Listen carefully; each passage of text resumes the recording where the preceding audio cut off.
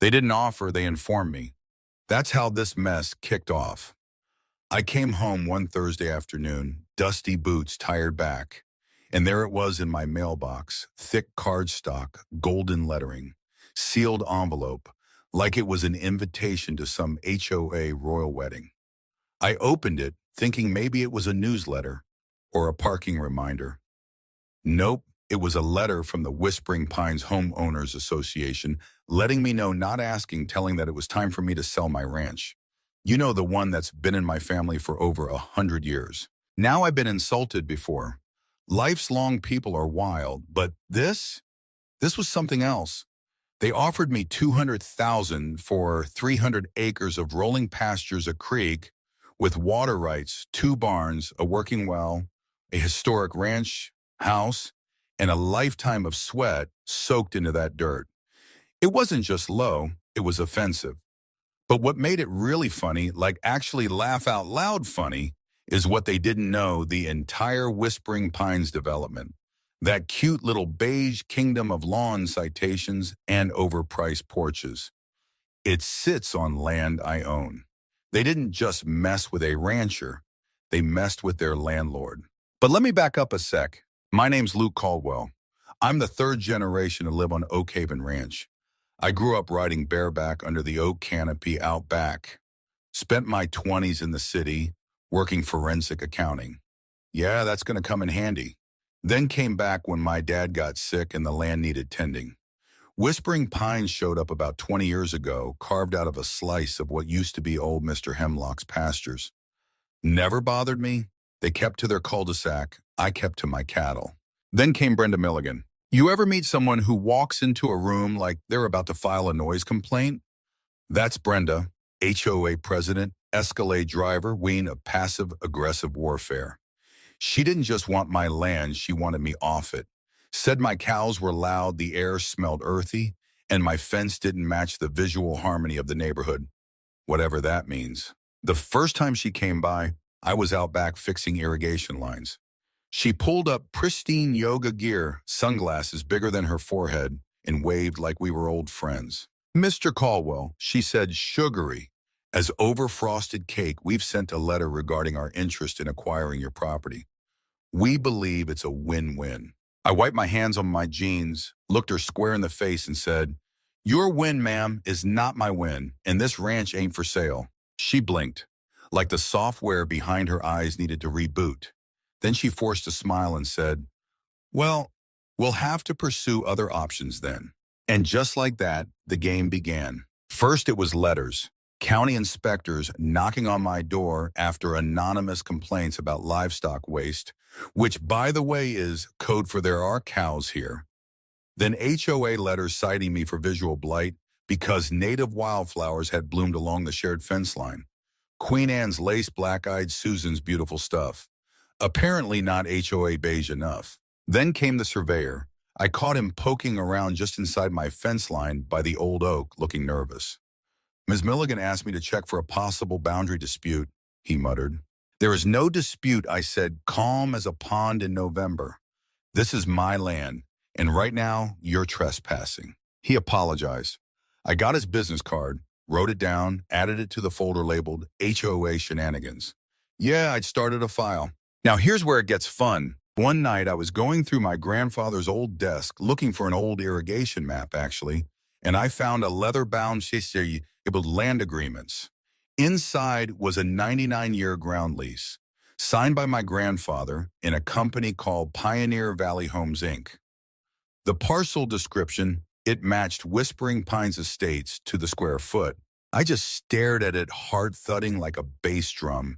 This wasn't just a lease, it was a landmine, and Brenda was about to dance all over it. The lease clearly stated that the land was still under Caldwell Trust ownership, that it was being leased for development, and that any activity interfering with the retained ranch property mine would be considered breach of contract. Interference, harassment, you name it. I called Arthur Jenkins, a semi-retired property attorney I'd worked with in my accounting days. Smart guy, tougher than jerky and twice as salty. He read the lease, grinned like a kid with a slingshot, and said, let's see how far she wants to push this. So we waited. The final offer came by certified mail, $350,000 last and final, or else they'd pursue legal remedies for community betterment. I laughed so hard I scared the chickens. Then Brenda called an emergency HOA meeting. My friend Sarah, who lives in Whispering Pines and despises the board, tipped me off. "You should come," she said. "She's whipping them up into a frenzy." So Arthur and I walked in 10 minutes late on purpose. The room was packed with residents, lawn-perfect folks in performance fleece, and Brenda was mid-rant. "And this individual refuses to cooperate with our vision for community growth," she said, pounding the podium like a discount politician. When she spotted me, she smiled that tight-lipped grin. "Mr. Caldwell," she purred, decided to join us at last. "Here to accept our offer." I nodded, calm and polite. "No, ma'am. I'm here to clarify a few things about your property." Arthur opened his briefcase and started passing out copies of the lease. You could hear the silence stretch like taut wire. One man looked down and whispered, "This says we're on leased land." Arthur nodded. "Correct. The homes are owned. The land, all of it, is leased from the Caldwell Family Trust. And that lease includes clauses against nuisance harassment and any behavior that disrupts operations of Oak Haven Ranch." Brenda's mouth opened, then closed. She looked like someone just unplugged her. "Is this real?" someone asked. Arthur didn't even flinch. "It's real, binding, and already breached in multiple ways." The silence was golden. Brenda resigned within the week. Her Escalade sat parked like a fallen monument. The new board, freshly humbled, came to me with a different tone entirely. No more talk of offers, just apologies requests and a need to make things right. We renegotiated the lease.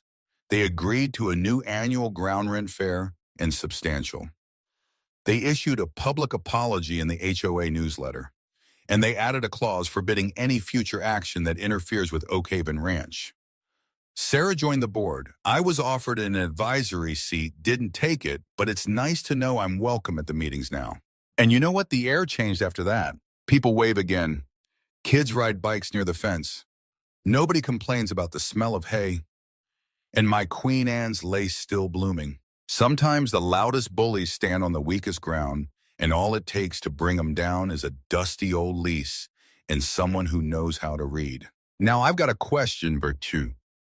What's the wildest power trip you've ever seen? Maybe a boss, a neighbor, someone in a vest with just enough authority to feel dangerous. Drop it in the comments. Let's talk about it. And hey, if you enjoyed that little ride through suburban warfare, hit like, subscribe, and stick around. I've got more stories where that came from. All true, all petty, and all a little bit satisfying. They didn't offer, they informed me. That's how this mess kicked off. I came home one Thursday afternoon, dusty boots, tired back, and there it was in my mailbox, thick cardstock, golden lettering, sealed envelope, like it was an invitation to some HOA royal wedding. I opened it, thinking maybe it was a newsletter or a parking reminder. Nope, it was a letter from the Whispering Pines Homeowners Association, letting me know, not asking, telling that it was time for me to sell my ranch. You know, the one that's been in my family for over 100 years. Now I've been insulted before. Life's long people are wild, but this was something else. They offered me $200,000 for 300 acres of rolling pastures, a creek with water rights, 2 barns, a working well, a historic ranch house, and a lifetime of sweat soaked into that dirt.